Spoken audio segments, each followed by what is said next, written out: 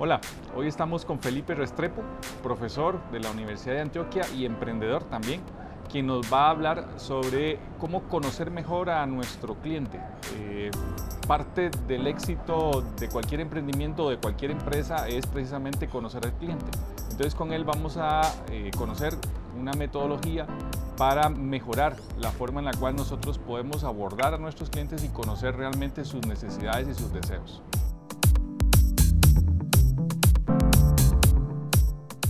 Básicamente hay una metodología que es bien interesante que se llama Design Thinking, que es pensamiento de diseño, y lo que ofrece son 7 pasos básicamente, y lo que está transversal a esos pasos es la empatía.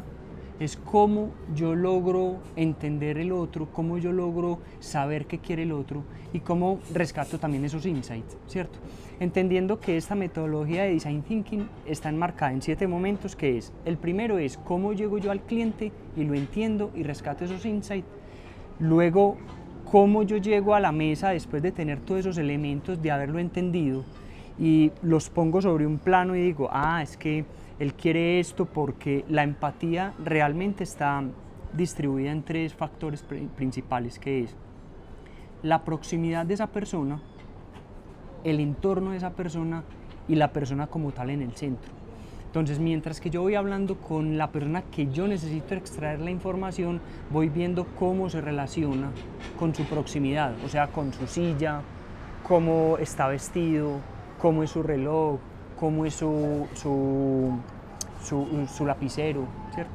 Entonces, todo esto nos permite empezar a entender no solamente el ser desde la persona, sino también desde el entorno, desde el contexto.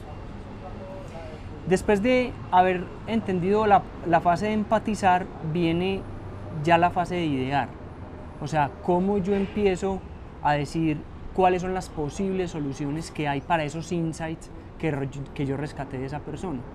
Y dentro de idear nos lleva de la divergencia a la convergencia, es decir, cómo yo genero muchas ideas de acuerdo a lo que analicé de las personas y empiezo a clusterizarlas, empiezo a crear solamente unos grupos de ideas que se parezcan. Entonces puedo pasar de 200 ideas a 5 ideas, porque ya las clustericé, ya las llevé por grupos.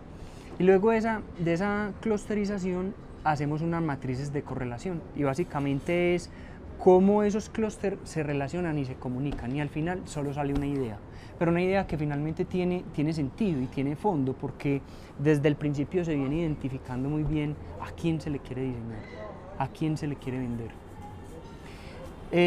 Luego de tener ya esa idea, se lleva a dar forma, porque una cosa es lo que yo tenga en la cabeza, estructurado y pensado, y otra cosa es cómo yo, esa persona que entrevisté en un primer momento, le muestro cuál es la solución que le estoy planteando. Entonces hay una fase que es prototipado, y en esa fase le damos forma para ir donde esa persona inicial y decirle, ¿le parece esto? ¿Le parece que esa mesa donde usted se relaciona, esa silla, si es la más adecuada? Y nosotros le tenemos estas sugerencias. ¿Usted qué opina?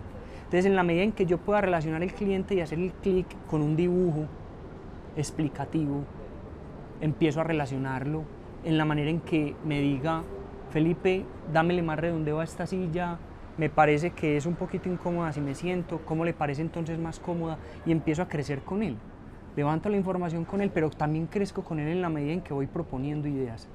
Y al final ya sale un prototipo, un producto mínimo viable, corregido por esta persona también, por la persona que venimos haciendo la empatía. Y esta herramienta, digamos que es bien valiosa, porque es acá donde entendemos que antes de hacer un Lean Canvas y un Business Canvas, tenemos que entender muy bien a quién le vamos a diseñar y por qué le vamos a diseñar. Entonces, Lean Canvas está basado principalmente en entender muy bien cuál es el segmento del cliente. Primero entienda a quién le va a diseñar. Luego es cuáles son los problemas que tiene ese cliente. Y luego de entender los problemas, ahí sí, cuál es la propuesta de valor, ¿sí? Cuando yo ya tengo ese mapa entendido y yo tengo una correlación en cada uno de estos pasos, yo ya entiendo cómo es que yo le tengo que vender a él y qué de verdad lo motiva. ¿Listo?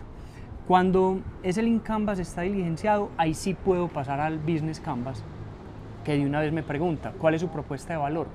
Que es el primer paso. Yo ya entendí cómo es mi cliente, qué le gusta a mi cliente, mi propuesta de valor, puntual, porque yo ya sé de dónde vengo, yo no me estoy inventando nada, ni siquiera lo vi por ahí como latente, yo ya me metí en ese mundo, lo interpreto y ahí sí puedo dar testimonio de él, dando una propuesta de valor que realmente lo impacte.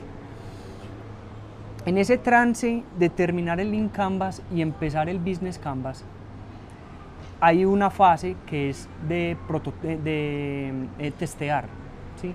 Entonces yo voy donde ese cliente, como te estaba contando ahora, yo voy donde ese cliente, voy validando con él, voy construyendo con él. Pasamos de una hoja a un modelo en cartón, tuvo la oportunidad de sentarse en ese modelo de cartón, de vivir ese modelo de cartón y fuimos puliendo tanto que sacamos la silla perfecta que él necesitaba. Entonces, justo ahí yo ya hablo de un Lean Canvas, de un Business Canvas donde ya está definido qué es lo que quiere. Y ahí sí yo ya puedo explicar muy bien cuál es el canal que yo voy a buscar encontrar para que esa silla sí le llegue a ese cliente, ¿sí? ¿Cuáles son los socios estratégicos, ¿sí?, que yo voy a nombrar o que yo voy a relacionar para que impulsen mi proyecto y finalmente la propuesta de valor que yo tenga sea la más adecuada? Bueno, y hay una cosa que también no se tiene que dar solamente en el papel, ni siquiera en el sueño de querer montar un proyecto, y son los costos, ¿cierto? La estructura de costos nos lleva a entender si finalmente lo que el cliente quiere, que no es un capricho de nosotros, sino que nosotros ya lo venimos interpretando, si finalmente lo que el cliente quiere, tenemos la capacidad de hacerlo, porque muchas veces lo que el cliente quiere nos sale más costoso que lo que podemos hacer. Entonces ahí este modelo Canvas, ya Business Canvas, nos lleva ya a ser un poco más focalizados en el tema de los costos, ¿cierto?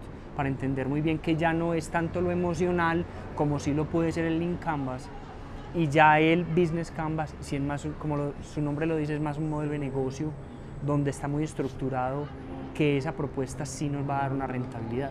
La innovación no parte de una persona, la innovación parte de un equipo.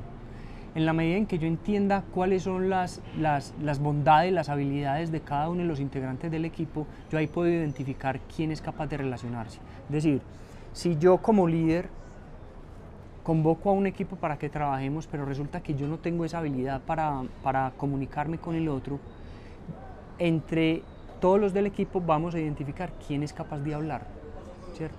Quién es capaz de empatizar, quién es capaz de hacer que hablando con el otro se conecte, porque esa es la clave, que el otro se conecte y que entregue la información. Básicamente el primer error, y digamos que el más complejo, es querer interpretar la información. La información no se puede interpretar. Lo que yo levante de información en ese segmento, en ese cliente, en ese usuario, tiene que ser tal cual la percibí, tal cual me llegó. Si esa persona dijo una palabra soez, tal cual hay que poner esa palabra soez. Si esa persona tiene un comportamiento inadecuado, hay que poner ese comportamiento inadecuado. No se puede interpretar, es el peor error, es interpretar, porque ahí es donde se pierde el insight, se pierde la esencia de persona o de la esencia de segmento.